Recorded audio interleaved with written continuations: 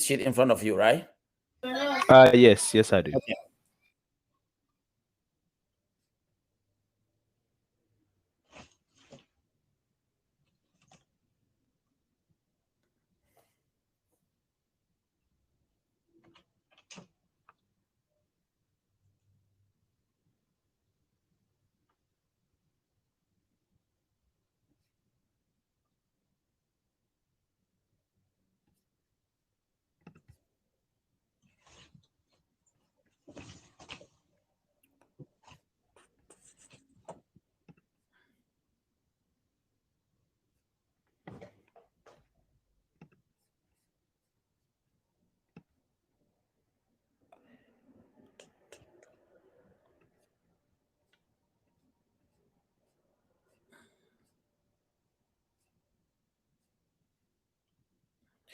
Hello, everyone. Thank you for joining us. My name is Pius Ali. I am the director here at Portland Empowered, and we are happy that you are able to join us. I know that there's many other sessions going on at the same time, so thank you.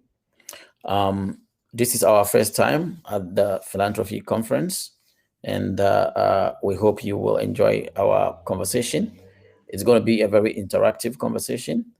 I'm going to talk to you about Portland Empowered. It's an organization, a program that is based here in Portland, and we work with families and students who go to Portland public schools to engage the school system to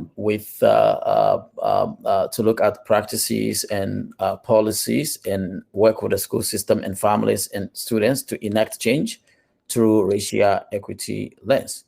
Today, we're going to have a conversation with other community organizations, small one, or what we call ethnic-based community organizations, on some of the challenges and that they do face when applying for grants or when engaging donors and philanthropists. So I'm going to pass it on to my amazing co-moderator, Blay. I also want to notify all of you that we have had a technology challenge. So one of our panelists we're still trying to figure out how we can get her to join us. And then one of the moderators also have not been able to join because of technology. If they are able to sort that out, they will join us halfway through. Blay. Hi everyone. My name is Blaze. My pronouns are he, him, his. I work with youth engagement partners and youth league or organizers. This is an icebreaker so that we can get to know everyone a little bit. Can everyone please write in the chat to all participants your name, pronouns, role, and what is the best gift you've received this week? Take some time to scroll through the answers and get to know the rest of the audience that is here with us today.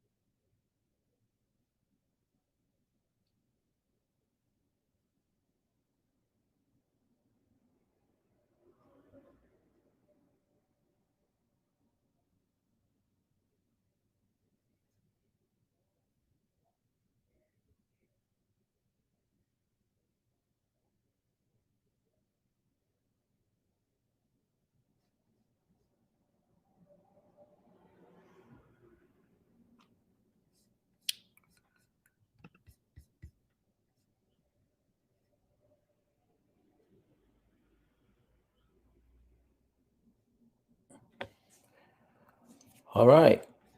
It seems like enough people have posted their response to your question. Um,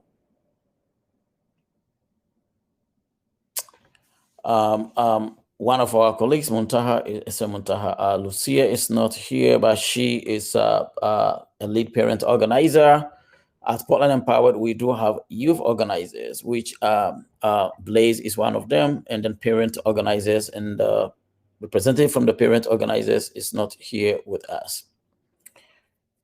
And today's workshop basically is to get us to have a conversation on how how do we call it the engagement between all the organizations that we have are new organizations or they are small organizations, how their engagement experience has been with philanthropists in locally.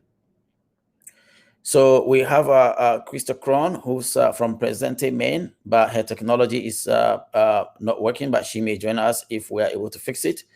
Abdul Qadir Shir with AK organization, which is based in Lewiston, and then Thomas Ling, who is with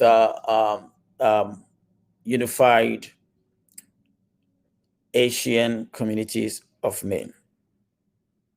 So we are going to go back to each of these leaders for them to introduce themselves.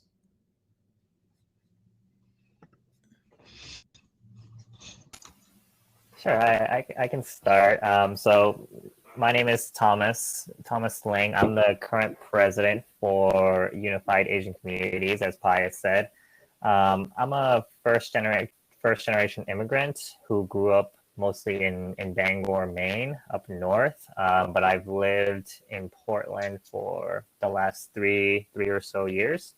I currently work full time as an accountant for WEX, but in my off hours, I try to dedicate as much time as I can to Unified Asian Communities, or UAC for short. We're a pretty new organization with just a small team, and so far we've been very heavily focused on pandemic relief, different social support services, and things like that. But as we kind of go into the summer and in the future, we're looking to pivot into other ways and other events that we can host to be a benefit for our local community here in Maine. I'm really excited to be here today. I'm really looking forward to having this dialogue with all of you. Yeah. I guess I could pass it over to Abdul.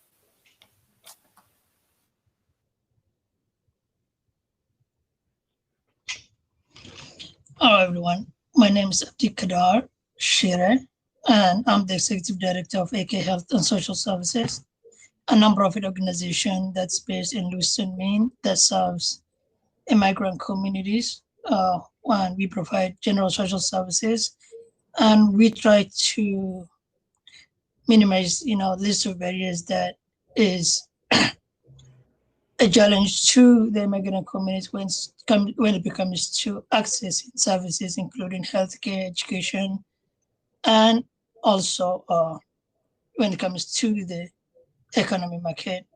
I was born in a refugee camp in Kenya, and I lived in the refugee camp for 20 years before I got a scholarship to Canada, where I got my first bachelor's degree. I moved to Lewiston, Maine 3 years ago.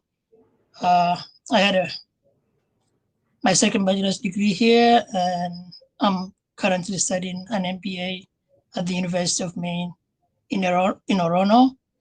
I'm a father of two, and I'll pass it to Pius Ali if he didn't introduce himself yet. Thank you. As I have said earlier, my name is Pius Ali. I am originally from Ghana, and I've lived in Maine for quite some time now.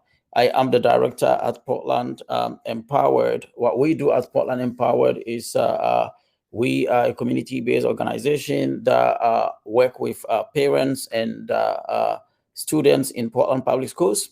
to make sure that student voice and parent voice are validated.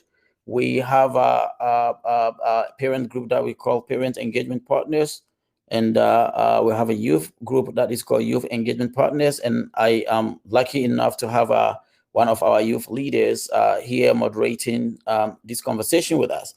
Originally, I was supposed to be part of the panel, but because of technology, one of our parents who was supposed to be the co-moderator with Blaze have not been able to participate. So I'm playing double role.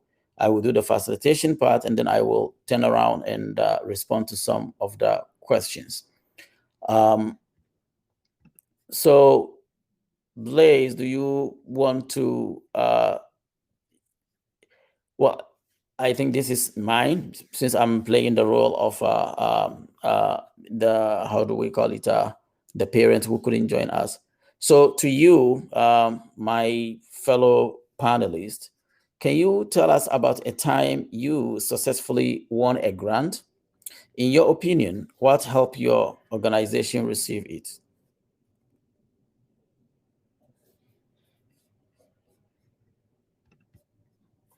And Thomas, do you want to start? Sure. Thank you, Pius.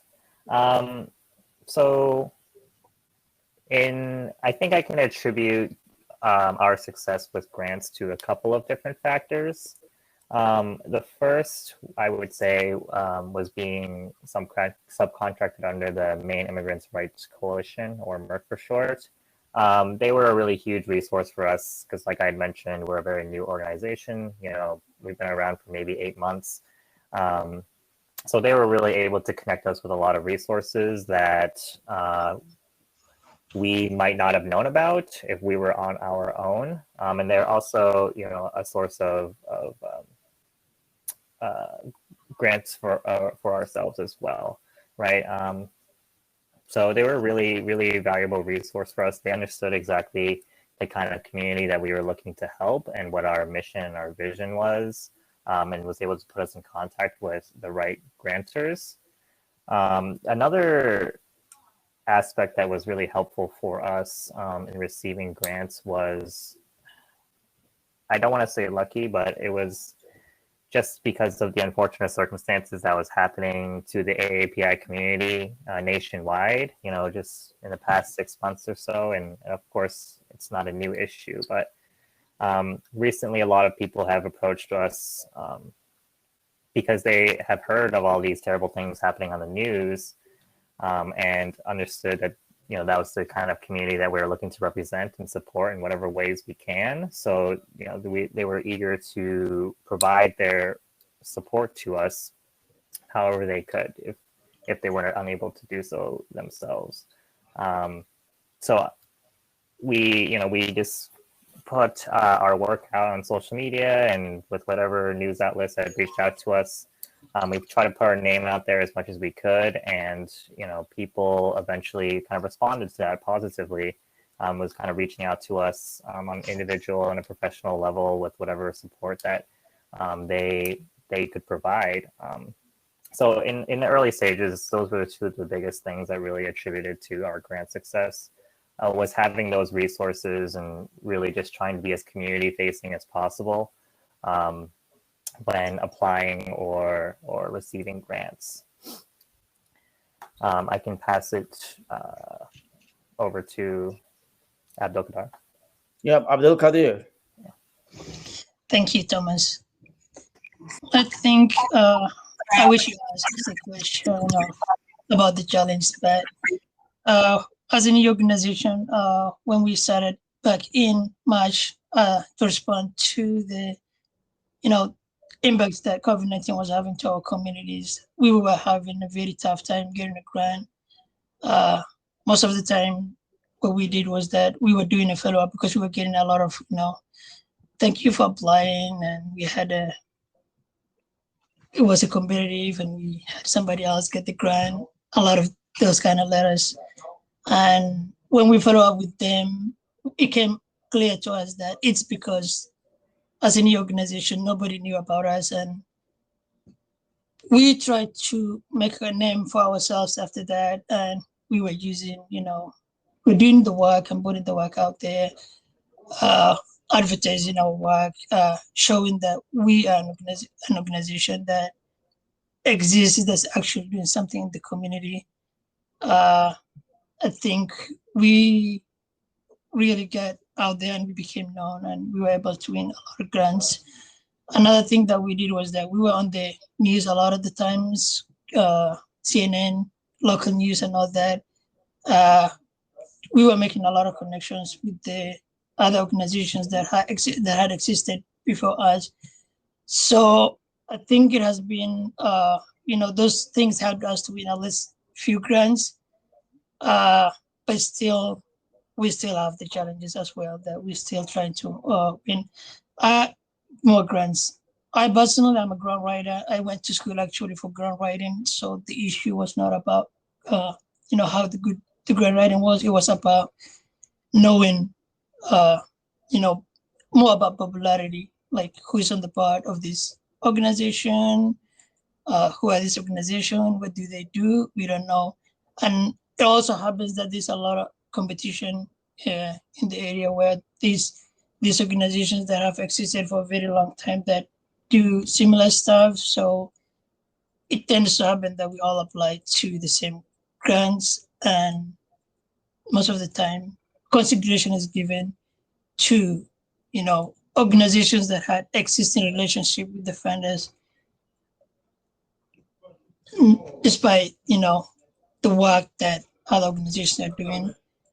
But I think I can attribute most of the grants that we won so far, about 6 of them, to trying to make us known, like trying to advertise, share our success stories, and so that at least they have they will be able to see our work when they look us up. I will pass it to Pius. Well, since Crystal just joined us, Crystal, I'm going to pass it on to you. As you know, we have technology challenge, so I'm playing the role of a moderator. So I'm going to pass this to you. And the question is, tell us about a time you successfully got a grant. In your opinion, what helped your organization to receive it? Great, thank you. Thanks for your patience with my technical difficulties. Yeah, I guess I know this is maybe opposite, but I was just reflecting, listening to your answer, Abdul Qadar, and I was thinking about relationship, like reputation, but reputation with whom? And I think, a lot of times in mainstream culture, how you become successful is networking with important people, right? And with the work that we do, I invest a lot of time in my community, because for me, the people who are invisible is who are important. And I've been doing this work unpaid for many, many years. And doing it because it's my heart and my soul's work, and not to get recognition, and not thinking about, not necessarily thinking about how to translate that into outcomes and into grant writing. And even though I'm a talented writer, but just where we invest time. So thinking about a time I successfully won a grant. I think I'm a very good storyteller. And so, the narratives that I share about the powerful work that we're moving in community, I think are very exciting.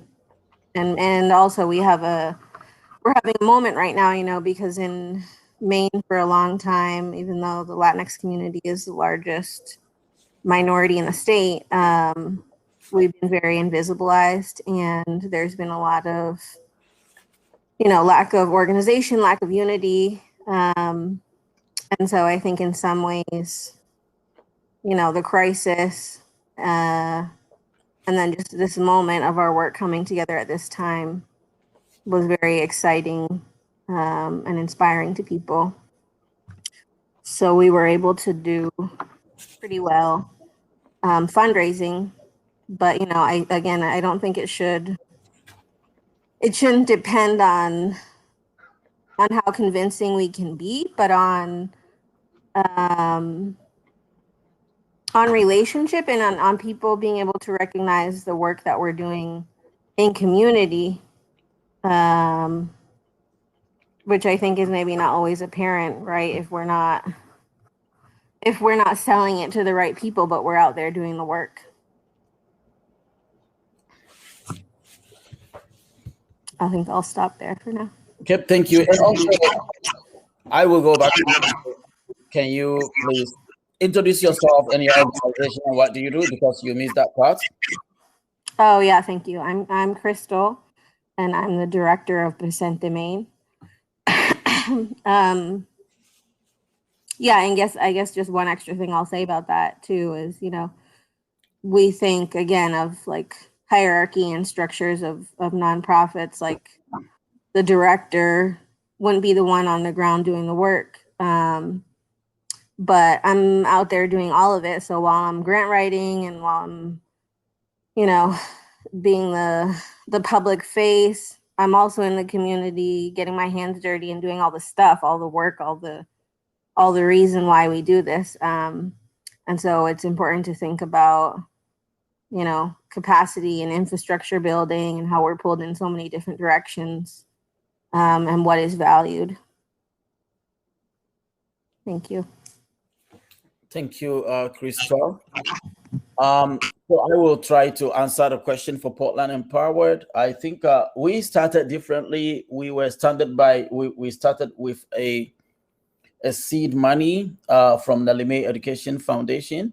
That is how our Portland Empowered started. They are looking for individuals in Portland or organizations that do the work that we do. They couldn't find anyone, and they give the money to City of Portland's Refugee Services, and who consulted with me because I was doing the work. Just like Crystal said, some of us have done this work out of passion. I used to work overnight, and then during daytime, I will go around working with families and kids, advocating for them in the school system. So that is how we started. And then they have been our sole funders. But just like many organizations, even though we were housed at a university, being at a university became a blessing and a curse. Either we will be told that you are too big because you are part of the university, or you are not. Our work is based on racial equity in education, or you are part of an institution whose board of directors are all white or are majority white, and the leadership is not this thing. Now that we are on our own, we are going to start working as if we just got into the game, because we are not part of a university. We are part of a small foundation.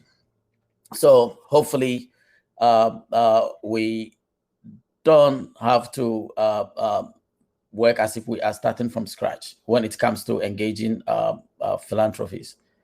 We still have that foundation, which is the Liberate Education Foundation, but our work have broadened beyond what Nelime is funding us. So we eventually may learn from all what you are going to share tonight or today, so that we don't have to repeat that.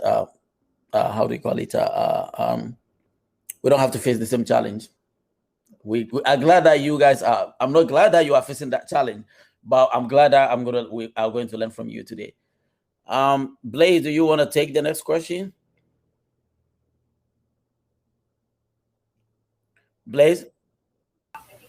Yeah, I'll take the next one. What challenges do you experience in the grant process or after receiving a grant?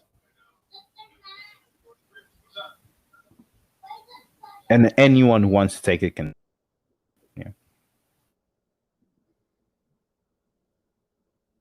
I can start.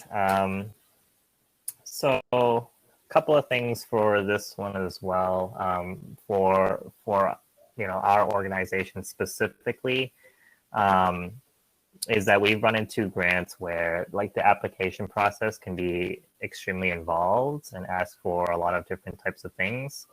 And we're all strictly volunteer based at this point. And many of us work full time in addition. So having an involved grant process has been a slight barrier for certain grants for us, especially when we may not necessarily have a lot of experience in applying for grants, whether they're large or small. And kind of along that same vein, there are a ton of different grants that require you to have a 501c3 status, which is not something that my organization currently, and it's a lengthy process to get that status officially. So that's just a block to a large portion of the grant world that we run into. And on top of this, right, for an organization that's just starting out, even if they're not requiring 501c3 status, a lot of them will ask for like previous financial history or documentation. Obviously, that's not something that as a new organization, we don't have it currently, as of now. So I think it's just a matter of, making sure that the grantors are cognizant of who the audience is, like the audience of the grant is geared towards. I mean, if it's a small grant geared towards smaller organizations, and there are certain types of things that it would be easier if they didn't require, right? But yeah, that's kind of the main issues that we've run into so far. I can pass this over to Crystal. Thanks. Yeah, I guess I'm just thinking the question of equity, in the past year, we've been talking a lot about equity and how things need to change. But if we want things to change, then things need to change. Many of our communities, we don't think or measure value in the same way, right? Like for me, I think about sensing and feeling and seeing transformation in my community and having to reduce that to a couple sentence outcomes that are sometimes arbitrary and not truly reflective of all the rich work that's happening on the ground is very challenging. Not only having to do it, but that taking away from the work itself, to having to invest so much time into crafting that when we already have brilliant ideas and we're already executing the work, and sometimes it's work that's already been happening for a really long time. So I think, there needs to be more trust and more openness for us to do things in ways that make sense for us and not to make us conform to the same formats that make sense for funders now. And, you all moved a lot of money during the pandemic, and the crisis allowed you to take away a lot of those restrictions. So I guess my challenge or my question is, why can't that be all the time, right? And you saw what we were able to do. Many of our new groups, our grassroots groups, our volunteer-led groups, what we were able to do and what we were able to affect in our communities, even with just a little bit of money and trust that we could do it, and not take away from the value of all our creative thinking, and how, that many organizations struggle with the other part, right? How do you cultivate relationships with impacted communities? How do you reach people? There's so many barriers. It's so hard.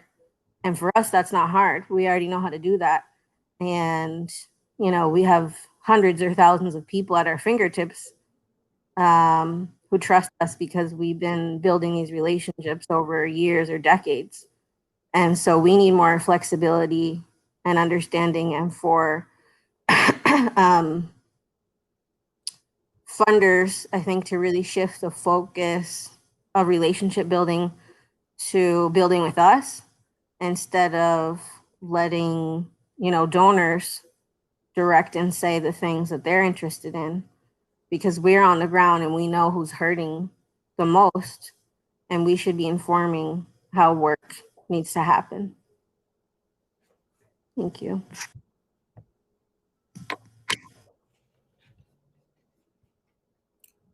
Thank you, Krista. Abdul Kader, do you want to go next? Sure. As any organization, I think you face a lot of challenges, and funding is a big one. And when we started, I think we faced a lot of challenges because when we apply for a grant, the question, who is this guy, always came up, and we did not even make it to the interview round because we've been left out.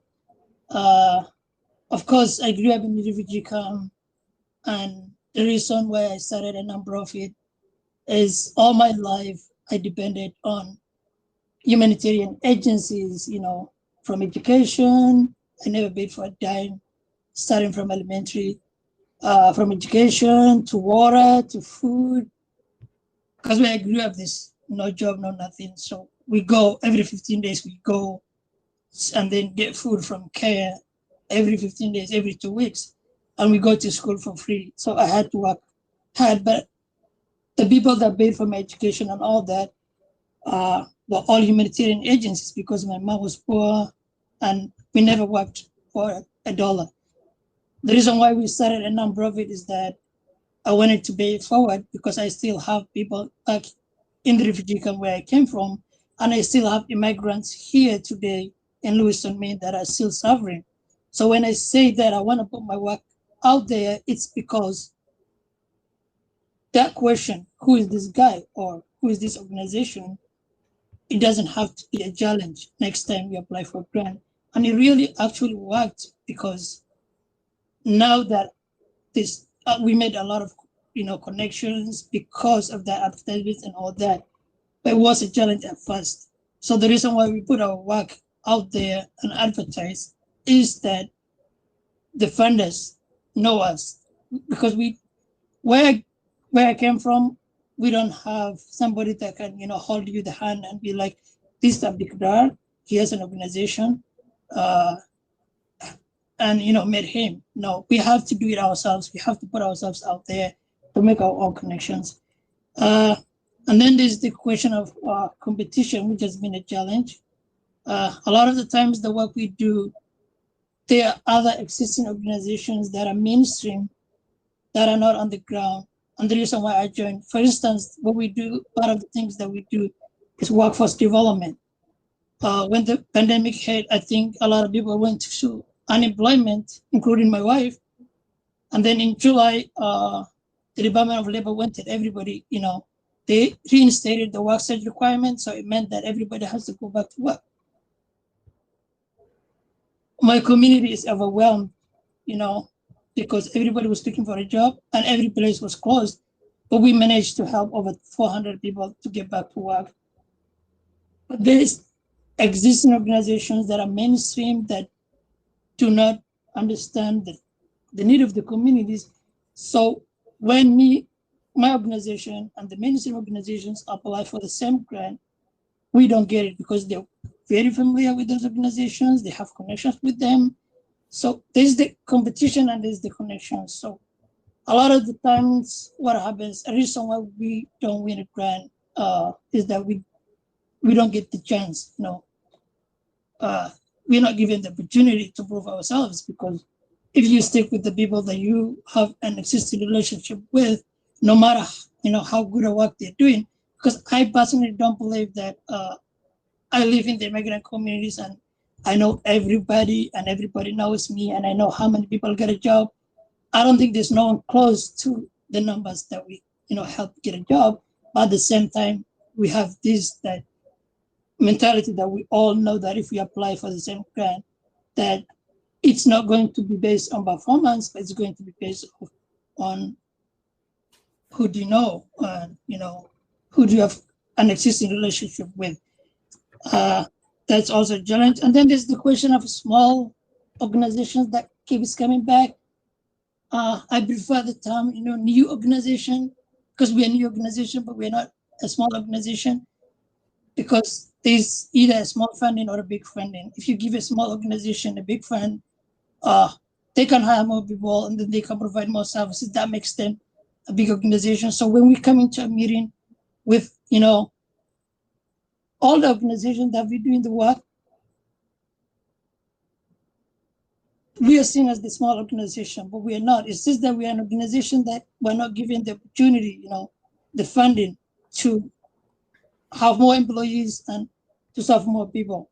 So a lot of the times, I think that organizations that are bigger, they use that term, smaller organizations, to even, influence decisions. Because I think there was a time, I think back in January, where a lot of existing organizations, and Lewison and I, we had a grant because there was the pandemic emergency, and we were all grantees of the state of Maine, and we were all running out of money. So we decided to go to the funders, the foundations, and ask for money. But the foundations, they choose, few people, because there's like all these organizations. And then we had a meeting, and then the big organizations were deciding how much everybody needs without asking us what we need. And they were using the word, because AK Health is a small organization, that you don't need this much, you will get this much. But I'm a big organization, I will get this much. So I think it's a challenge for us. We don't accept the word small organization. We accept the term new organizations, because the people that work for me, I think all of them, I think the 6 cars right now, they're very smart women and they can do a lot of great things, but they don't have the funding to show that they're a big organization. And I hope that the funders will look into this in the future and base their decisions on performance rather than people that they had existing relationships for a very long time. I think some of the people we compete with have been here for more than 20 years. Yeah, thank you very much, Abdul Kader. And I think that brings us to our last questions. And some of you have veered into that. I will not respond to these because I will talk to the last questions as we go around. So the last question is, what do you want philanthropists to know when they craft questions or issue requests for proposals? I think, Abdul Kader, you did veer into that. So I'm going to go to Crystal first, and then it will go to Thomas, and then Abdul Kader, you will answer it. You've already answered most of what I thought will come out of this, but I don't want to speak for you. And then we will go to, I don't know how many audience we have here that might want to ask questions, but we will go to the audience and see if anyone have questions. So Crystal, go ahead, and then Thomas and Abdul Kader. Okay, thanks. Yeah, I mean, I guess how in the last question, I started to talk about this a little bit, but I think it goes beyond, like crafting more appropriate questions. But I think just overhauling the whole process and allowing different ways for us to show and demonstrate our work. I mean, at the beginning of the pandemic, we started with $500 in the bank, but we've been serving, I mean, as I said, I've been doing this work for years on my own, unpaid, but in a year, we served 2,000 people on a weekly basis, not only distributing food, but helping people to access housing, helping people to access cash assistance and all kinds of public health and medical interventions. And so I think really that trust and relationship building over time will allow you to know us better. Yeah, rather than this idea of making questions easier. And I think maybe more of a focus on the narrative and on storytelling. Yeah, I think I'm gonna keep thinking about this a little more. But I'll pass to Thomas. Okay, thank you.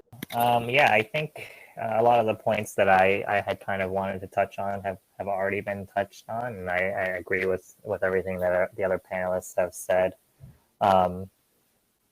In particular, I really think that grantors or funders who are designing grant applications and have a specific demographic that they're targeting, they really need to be more conscious of verbiage, vocabulary, tone, in the application, as well as the different types of questions and narratives that they're asking for, because oftentimes there can be a disconnect between the grantor and grantee. If the language isn't sensitive necessarily to the community that the grantor is trying to reach.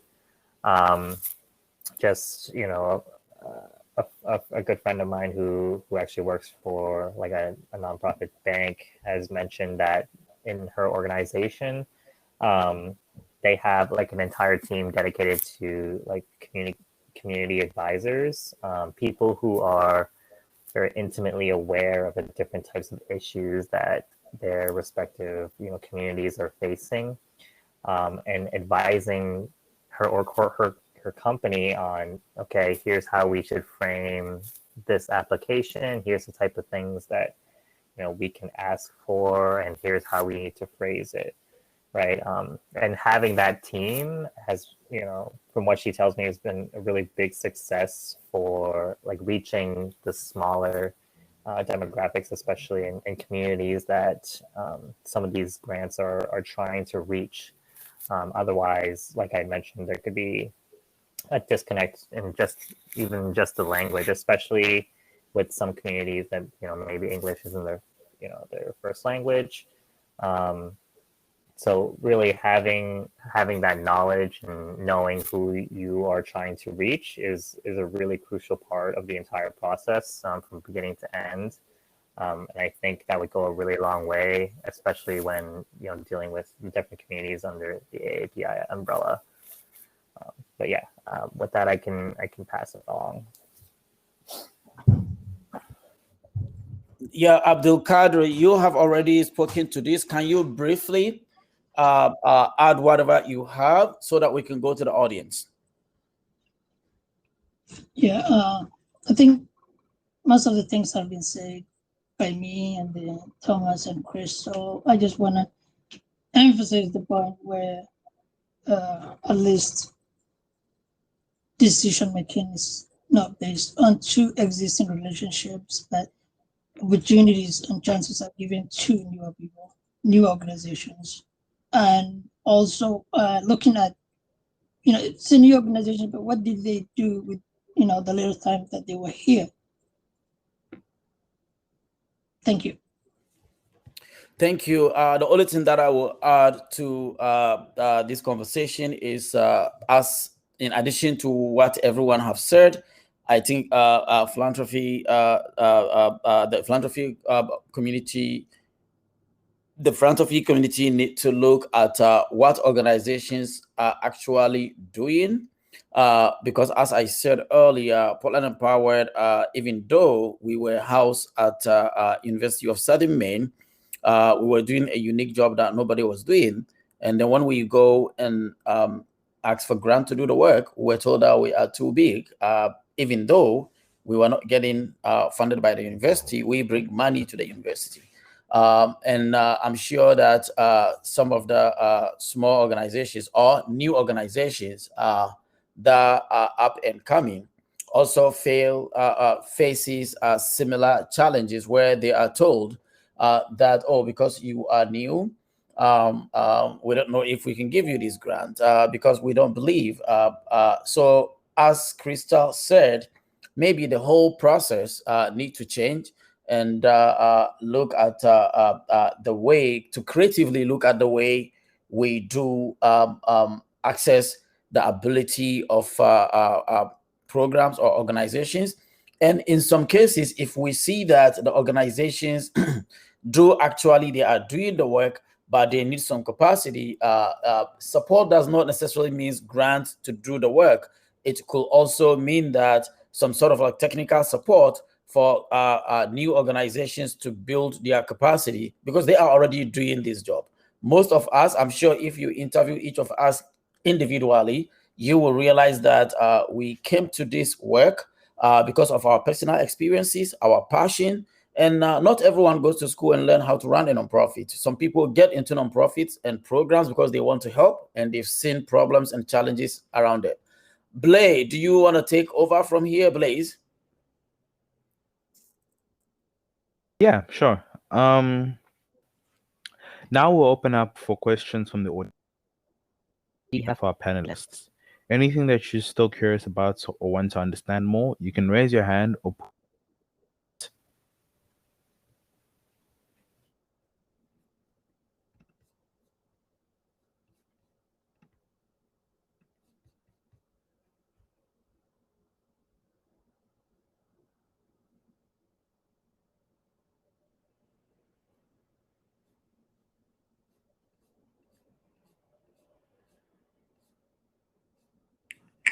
Can I share a thought or a question while we're waiting to see if any questions come up? Yeah. Yeah, I guess this just has me thinking like let's reflect more on what the fear is. Like, what are we afraid will happen with the money if we take a chance and we trust our communities? What is it that we're saying?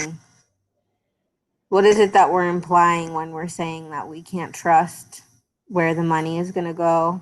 And who gets to determine, who has a solid enough reputation and who doesn't? And like, is it an issue of fraud or just what are we saying when we deny, small grassroots groups funding? And what chances are we potentially taking away for really good work to be moved in our communities?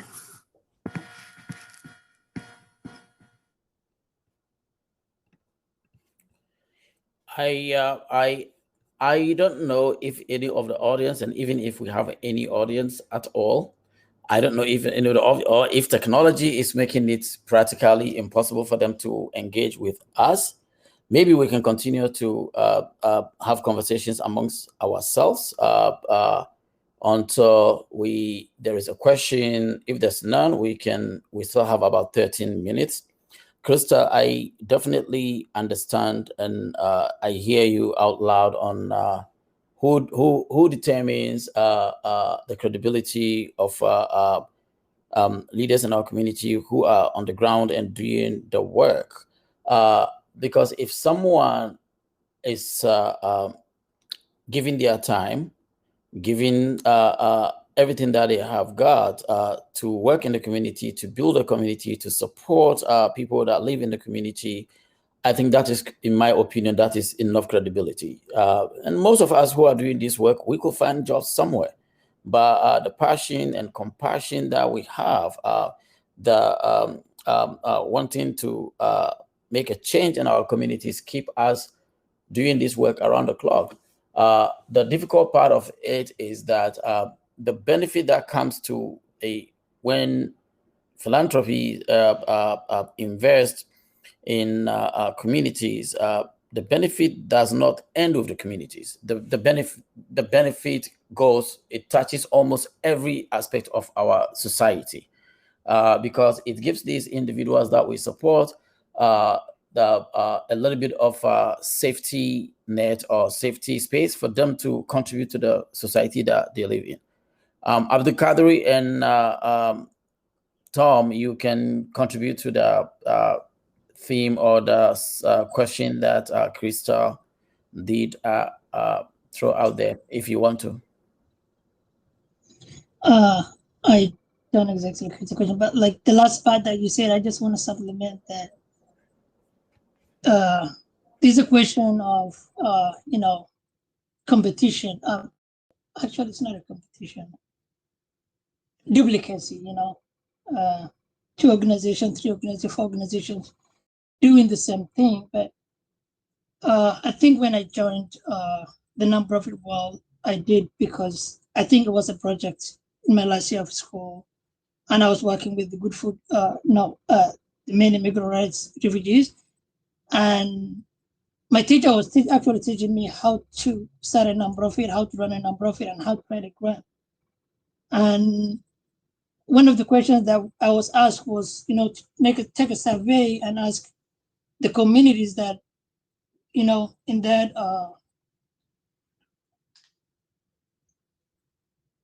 that grant. I think it was a scenario that I want to solve, just to pick a community that I want to solve and find out the need in that community.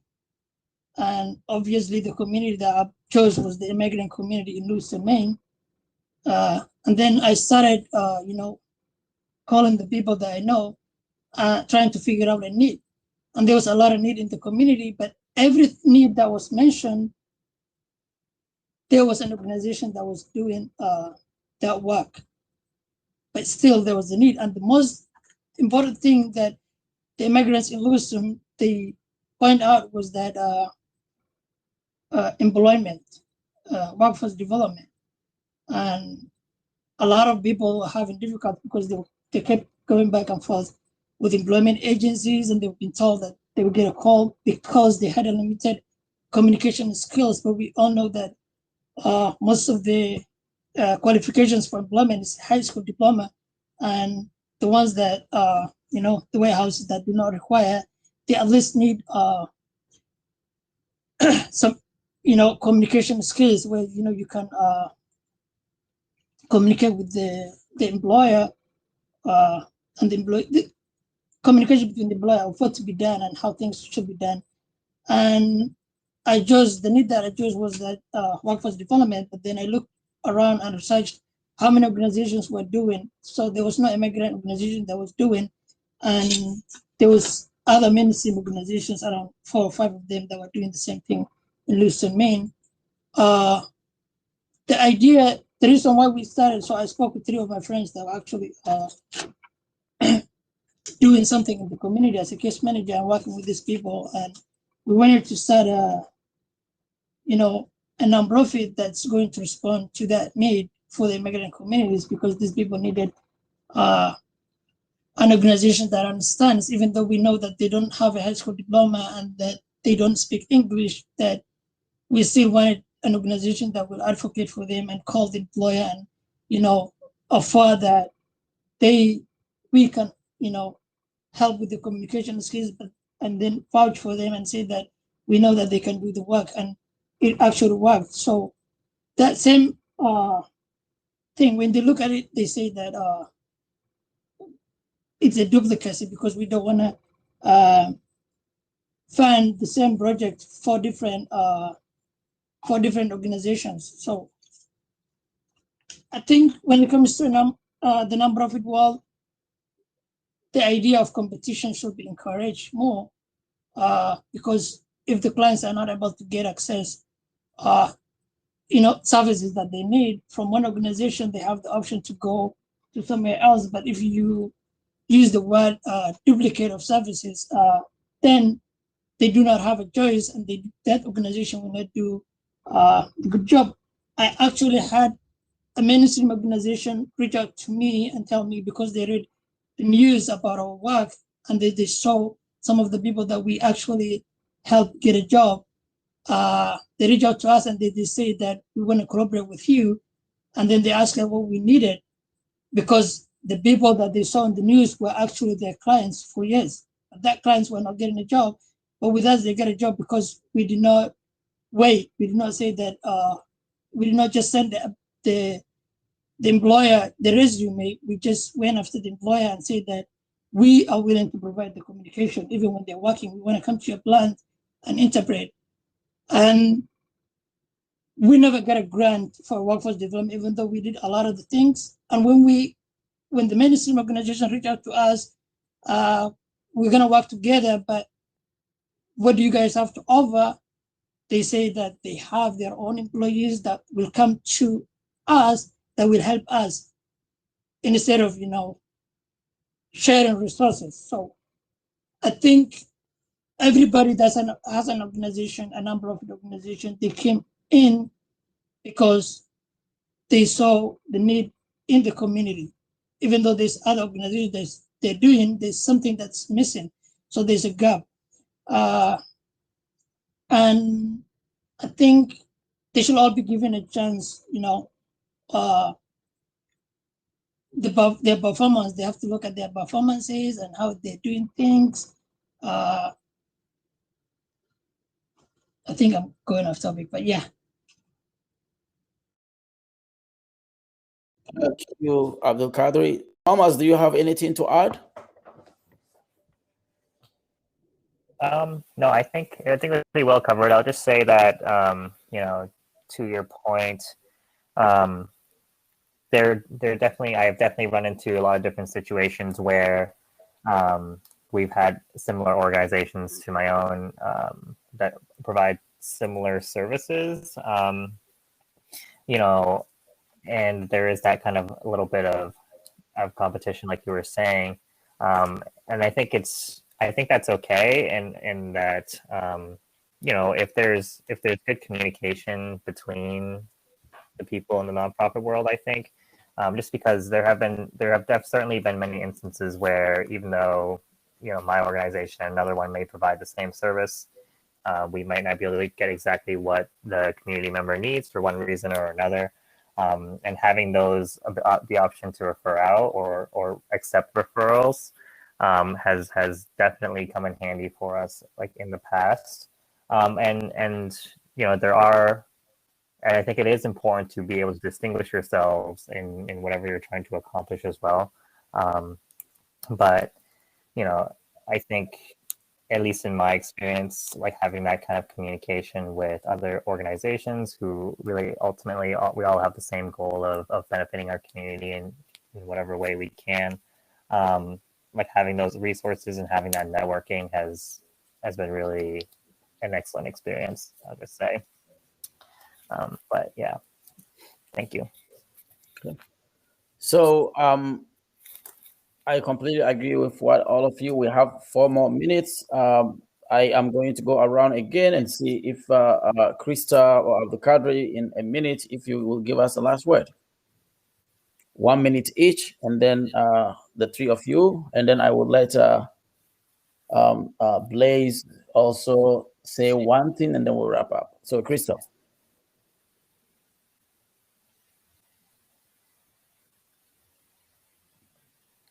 Crystal, are you there? Yeah, sorry. Hi, I'm here. Do you have any closing wisdom for us in 2 minutes? In 1 minute? In 1 minute. Yeah, I guess, just thinking too about this idea of competition and groups being up against one another. I think we're all different, and so I worry about this idea too that we have one Latino group already, so there can't be others. I think we need to dig deeper into that beyond like services, but values, and what's driving the work, and who is leading the work, which seems like more important and relevant things to think about than just who our service is being delivered to. So I don't know if that's a piece of wisdom. Maybe that's just another question, but That's good. Thank you. Thomas, 1 minute. We have 2 minutes left. So Thomas, 1 minute, and Abdul Kader, 1 minute. I guess, I think there are maybe large issues fundamentally with the whole philanthropy process as a whole that may need to be examined. But my philosophy is always that the first step towards change is just starting a dialogue, similar to what we're doing here today. So I really encourage anybody listening to reach out to or any other organizations that you may be working with. Just kind of starting the dialogue about the entire process and seeing if there are opportunities for improvement or adjustments that can be made. Because communication is king, and I don't really, in my experience, nothing really starts without it. And being able to communicate effectively and on the same terms is just a really crucial piece of the whole process. So thank you, Pius.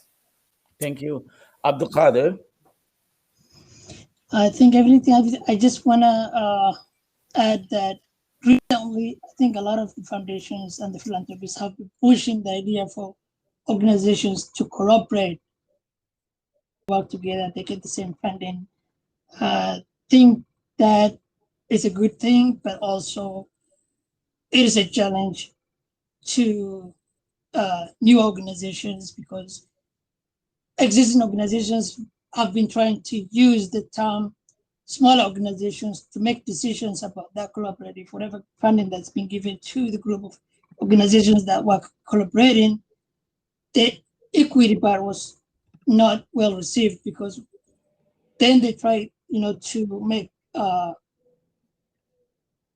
decisions on, which organization is bigger and which one is smaller. But it's a good thing that we need to collaborate and work together. But the decision on the equity should also come from the foundations, the philanthropists, whoever is giving out the funding, to push that idea. When you push the collaboration work, that we need all to work together to get the same funding. That should be attached to the equity part as well. Like you do the work equally and get the funding equally. Thank you. Thank you. What I will also say is I think I agree with all of you. And I think the only thing I will add is that philanthropy organizations should also, if they are going to give funding, giving everyone $10 instead of putting it into a sum that will be helpful, will be much more better than spreading it thin, so that in the idea that, well, let's spread it so that everybody can get a little, because that little doesn't do anything. So I agree with both Crystal and Thomas that we need to start having conversation. Philanthropy organizations need to start reaching out to those of us who are doing the work on the ground and have a conversation on how do we reimagine philanthropy. I think that is the way that we need to start thinking. Let's reimagine what philanthropy can look like to help all of us. Blaze, I know you are here, and Emily said we can go past 5 p.m., but I also want to be respectful of both our audience and panelists' time. I wish we can continue having this conversation. So, Blaze, do you have any parting words for us before we leave? Except to thank all the panelists for being here. I know there are people who appreciate what you're doing, taking the time out of your day to come speak to everyone else. So I just want to say on behalf of everyone else, thank you. Yeah. Thank you, Blaze. I will also reiterate that. Thank you to the amazing panelists for sharing their experience and knowledge with us. And thank you, Emily and your team for supporting us and helping us. And Lucia, we are sorry you are not able to join us. Lucia sent me a text message and she asked me to say to all of you that even though she couldn't join us, she thinks you all did an amazing work. So thank you. Have a wonderful evening. Emily, thank you very much for your support. Jeanette, thank you. I think there's another person from your team. I cannot. Sarah, thank you. Who else? Thank you all. Have a wonderful evening. Thanks all. Thanks, everyone.